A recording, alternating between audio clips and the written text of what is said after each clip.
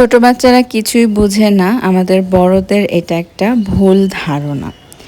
বাচ্চারা সব কিছুই বোঝে, কে তাকে অনেক বেশি আদর করে, কে মন থেকে মায়া করে, সব কিছু তারা খুব ভালো মতো বুঝতে পারে। আর সব থেকে নেগেটিভ বিষয়গুলো ওরা আরও অনেক আগেই বুঝতে পারে।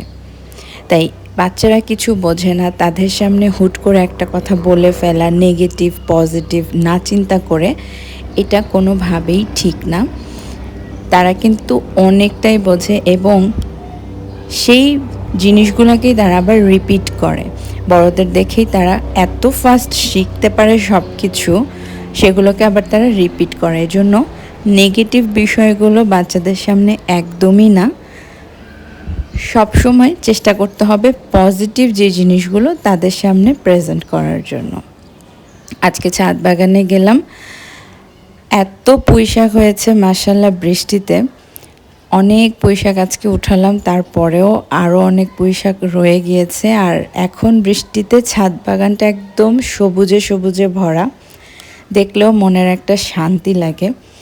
এই যে এতগুলো পুঁইশাক উঠানো হয়েছে, পরেও মাশাআল্লাহ অনেক পুঁইশাক আছে ছাদে। এবার ছাদে এত বেশি পুঁইশাক হয়েছে বিধায় আমি বারান্দাতে আর পুঁইশাক লাগাইনি। ঢেঁড়স গাছও সুন্দর হয়েছে এবার।